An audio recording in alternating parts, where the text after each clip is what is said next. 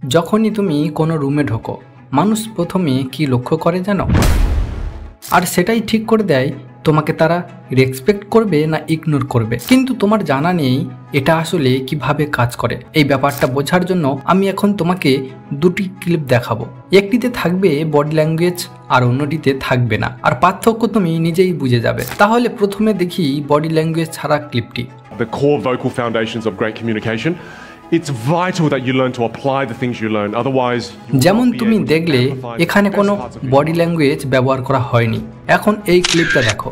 Great to see you all. I'm so excited to take you through some of the core vocal foundations. And as we deep dive and we apply these, it will help you amplify the best parts of who you are. পার্থক্য তোমার চোখের সামনে। দুটো ক্লিপের pitch একই ছিল, কিন্তু একটাতে body language ব্যবহার হয়েছে আর অন্যটিতে হয়নি। ফলে প্রথম ক্লিপে মানুষটা দেখাচ্ছিল শাই, নার্ভাস আর আনকনফিডেন্ট, কিন্তু দ্বিতীয় ক্লিপে একই স্পিচ যখন বডি ল্যাঙ্গুয়েজ সহ দেওয়া হলো তখন সেটা অনেক বেশি পাওয়ারফুল, এনার্জেটিক আর কনফিডেন্ট লাগছিল। তাই আজকের ভিডিওতে আমরা শিখব হাই কনফিডেন্ট আর হাই স্ট্যাটাস মানুষের একদম পাওয়ারফুল বডি ল্যাঙ্গুয়েজ, যেগুলো ব্যবহার করে তুমি সহজেই নিজের মধ্যে তৈরি করতে পারবে এক পাওয়ারফুল ও কনফিডেন্ট বডি ল্যাঙ্গুয়েজ, যাতে সামনে কেউ তোমাকে ইগনোর করার সাহস না পায়। তোমার দিকে আঙুল তুলে কথা বলার আগে 10 বার ভাবে। কমেন্টে লিখো আই অ্যাম রেডি, কারণ আজ থেকেই তোমার জীবন বদলাতে চলেছে। আগের ভিডিওতে আমার অনেক বন্ধু কমেন্ট করেছে, তাই এই ভিডিওটা ওই ভিডিওর পার্ট 2 হতে চলেছে। এটা বোঝার জন্য আমি তোমার উপর একটা টেস্ট করব। এর জন্য একটা ক্লিপ দেখো। এখন সত্যি করে বলো, এই 3 জন ছেলের মধ্যে তোমার চোখ প্রথমে কার ওপর পড়ল? ফার্স্ট, সেকেন্ড না থার্ড? আমি 100% নিশ্চিত তোমার চোখ প্রথমেই দ্বিতীয় ছেলেটার ওপর পড়েছিল। কিন্তু কেন? কারণ সেন্টার অফ অ্যাট্রাকশন। অনেক মানুষ ইনসিকিউর থাকে, যখনই তারা গ্রুপে চলে তখন হয় সাইডে থাকে, নয়তো সবার পেছনে। কিন্তু একজন লিডার সবসময় থাকে সেন্টারে। যে ব্যক্তি সেন্টারে থাকে সবার চোখ আগে তার উপরেই পড়ে, সেই সবচেয়ে কনফিডেন্ট লাগে আর তাকেই মনে হয় লিডার। তাই যখন তুমি অন্যদের সঙ্গে হাঁটছো তখন সবসময় সেন্টারে হাঁটো। ভাবো টিভি শোতে যখনই কোনো মেন ক্যারেক্টার থাকে তাকে সবসময় সেন্টারে রাখা হয়। আর যদি তুমি থমাস সেলবিকে দেখে থাকো তাহলে নিশ্চয়ই লক্ষ্য করেছো, সে যখনই নিজের গ্যাংয়ের সঙ্গে হাঁটে সবসময় থাকে মাঝখানে।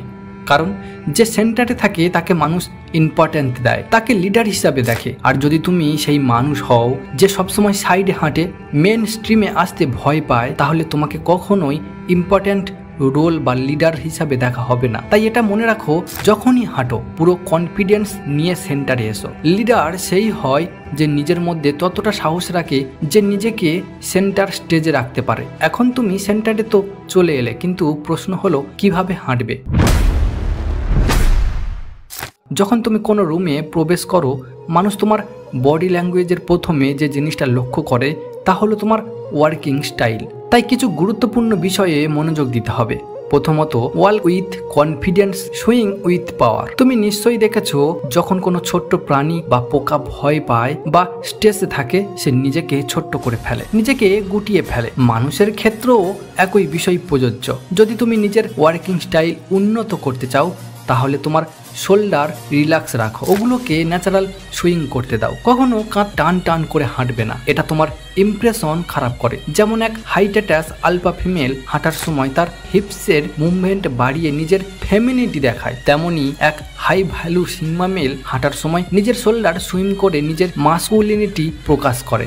দ্বিতীয়, হেড হাইট স্টেপ স্ট্রং, মাথা উঁচু রাখো, প্রতিটা পদক্ষেপে আত্মবিশ্বাস দেখাও। পশুদের মধ্যে সবচেয়ে শক্তিশালী ও ডমিনেন্ট প্রাণী হলো সিংহ। সে যখন হাঁটে তার মাথা আর চোখ সবসময় সোজা থাকে। একইভাবে যত বড় লিডার বা পাওয়ারফুল পার্সনই হোক, তারা যখন হাঁটে তাদের হেড সবসময় উঁচু থাকে। তারা কখনোই চোখ নামিয়ে হাঁটে না, কখনোই আই কন্ট্যাক্ট এড়িয়ে যায় না। অনেকেই আছে যখন তারা হাঁটে আর কারোর মুখোমুখি হয় তখন চোখ নামিয়ে ফেলে, সরাসরি তাকাতে পারে না। তারা ভেতর থেকে এতটাই সাই আর আনকমফোর্টেবল বোধ করে তখন দ্রুত হাঁটতে শুরু করে এবং চোখ নিচু করে ফেলে।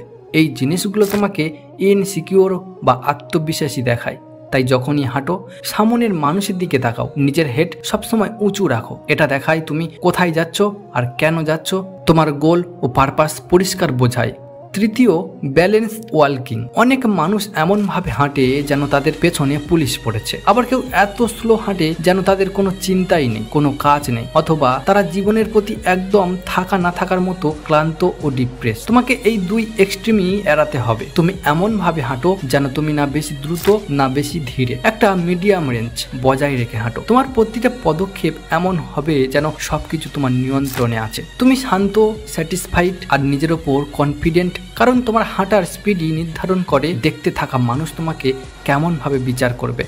চতুর্থ, শো ইউর হ্যান্ডস। অনেক মানুষ হাঁটার সময় নিজের হাত কর্স করে হাঁটে বা পকেটে ঢুকিয়ে হাঁটে। এই অভ্যাস তোমাকে ভীত বা ইনসিকিউর দেখায়। একজন লিডার সব সময় নিজের হাত খোলা রাখে। যখন সে হাঁটে তার হাত এমন ভাবে নড়ে যেন সে একদম পিওর অ্যাটিটিউড নিয়ে হাঁটছে। তাই যখনই হাঁটো তোমার হাতকে কন্ট্রোলে রাখো, কিন্তু তাদের ন্যাচারালি মুভ করতে দাও। এতে এত বেশি নাড়াচাড়া করো না যে দেখে ফানি বা ওভার অ্যাক্টিং লাগে। হাত পকেটে ঢোকানো এড়িয়ে চলো। যদি একটু ঢোকাতে চাও তাহলে একটা হাত পকেটে আর একটা হাত বাইরে রাখো। এই স্টাইল তোমাকে আরো বেশি কনফিডেন্ট আর অ্যাট্রাকটিভ দেখাবে এবং তুমি এমনভাবে হাঁটলে প্রত্যেকটা মানুষ তোমার দিকে লক্ষ্য করবে।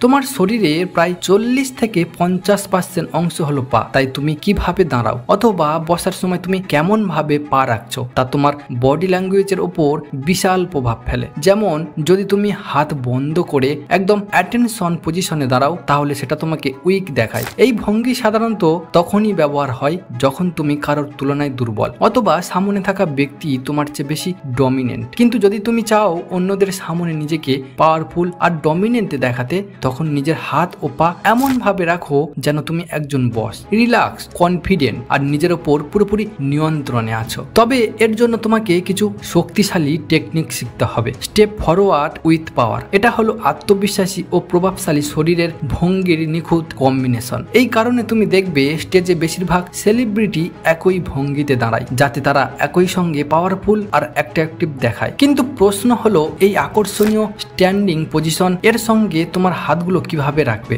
এর জন্য তোমাকে তৈরি করতে হবে একটা মাস্কুলিন ও অ্যাট্রাকটিভ কম্বিনেশন। এটা করতে তুমি এক হাত পকেটে রাখতে পারো আর অন্য হাত নিচের দিকে স্বাভাবিকভাবে রাখতে পারো। অনেক স্টাডিতে দেখা গেছে এই পজিশনকে পুরুষদের জন্য সবচেয়ে অ্যাট্রাকটিভ ধরা হয়। এর জন্য তিনটি মূল বিষয় মাথায় রাখো। প্রথমত, শোল্ডার। যদি তোমার কাঁধ সবসময় ঝুঁকে থাকে বা গোল হয়ে থাকে তুমি দেখতে লাগবে দুর্বল ও ইনসিকিউর। ভাবো একজন সৈনিক যুদ্ধক্ষেত্রে দাঁড়িয়ে আছে, তার কাঁধ সোজা, বুক খোলা আর দেহ প্রস্তুত। ঠিক এই এনার্জিটাই তোমাকে নিজের মধ্যে আনতে হবে। সোজা কাঁধ, বুক খানিকটা খোলা কিন্তু রিল্যাক্স। কিন্তু মনে রেখো এতটা বেশি নয় যে লোক তোমাকে বলতে শুরু করে যে ওভার অ্যাক্টিং করছে। তুমি এমন ভাবে দাঁড়াও যাতে মানুষ তোমাকে দেখে বলে এই লোকটা সিরিয়াস আর কনফিডেন্ট। দ্বিতীয়, পা। অনেকেই পা একেবারে চিপকে দাঁড়ায় যাতে তারা নার্ভাস ও আনকমফোর্টেবল লাগে। কিন্তু একজন সিগমা মেল সবসময় নিজের স্পেস ক্লেম করে। তার পা কাঁধের সামনে দূরত্বে থাকে, একদম ব্যালেন্স স্ট্যান্ডে। না এত বেশি চওড়া যে ফানি দেখায়, না এত কাছাকাছি ও যে উইক লাগে। তৃতীয়, হ্যান্ডস। তোমার হাত হলো তোমার শরীরের সবচেয়ে বড় গিভ অ্যাওয়ে। যদি তুমি সবসময় হাত পকেটে ঢুকিয়ে রাখো অথবা বুকে কর্স করে রাখো তাহলে তুমি ক্লোজ ও ইনসিকিউর লাগবে। একজন সিগমা মেল নিজের হাত রাখে ন্যাচারাল ও কন্ট্রোল ভাবে। হাত দুটো শরীরের পাশে থাকে, কখনো কখনো হালকা মুভমেন্ট হয়, কিন্তু কোনো ফিজেটিং বা পকেট ট্যাপিং বা আঙুল নাড়ানো একদমই থাকে না। এখনো পর্যন্ত তুমি শিখে গেছো একজন হাই ভ্যালু ম্যানের মতো হাঁটা আর লোকজনের সামনে একজন বসের মতো দাঁড়িয়ে থাকা। কিন্তু যদি তুমি বসার সময় ভুল করো তাহলে তোমার সেই আত্মবিশ্বাস এক সেকেন্ডেই মাটি হয়ে যাবে। তাই বসার সময় এমন ভাবে বসো যেন তুমি একজন বস, রিল্যাক্সড, কনফিডেন্ট। এটা করার জন্য কিছু পাওয়ারফুল বডি পজিশন আছে। বসার সময় কখনো মাথা নিচু করো না, শরীর সোজা রাখো, মুখে রাখো একটুখানি কনফিডেন্ট হাসি। এটা তোমাকে দেখাবে নির্ভীক ও অন্তত আত্মবিশ্বাসী পুরুষ হিসাবে। এর জন্য দুটি মূল পয়েন্ট মনে রেখো। প্রথম, ক্লেম ইওর সিট। পেশে বসার ধরন শেখো, নিজের সিটটা নিজের করে নিতে জানতে হবে। অনেকেই চেয়ারে একদম গায়ে গা লাগিয়ে বসে যেন কারোর অনুমতি নিতে হবে। এটা ইনসিকিউর দেখায়। সিগমা মেল যখন বসে রিল্যাক্স, কন্ট্রোল ফোল্ড, পা দুটো সামনে ছড়ানো, পিঠ সোজা, বুক খোলা। যদি তুমি চেয়ারে বা কোনো জায়গায় বসে থাকো তাহলে হাত দুটো একটু ছড়িয়ে রাখো। এতে বোঝায় তুমি কমফোর্টেবল এবং তোমার এনভায়রনমেন্টের উপর তোমার নিয়ন্ত্রণ আছে। দ্বিতীয়, কিপ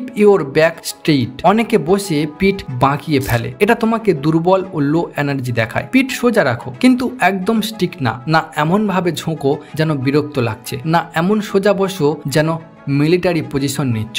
সোজা ও রিল্যাক্সড ব্যাক, এটা তোমাকে এমন এক শান্ত আত্মবিশ্বাস দেয় যা সঙ্গে সঙ্গেই চোখে পড়ে। এখন আসি সবচেয়ে শেষ স্টেপ, যেটা হলো এটা এত শক্তিশালী যে তোমার যে কোনো কথা 50% বেশি ইফেক্টিভ এবং ইম্প্যাক্টফুল করে দিতে পারে।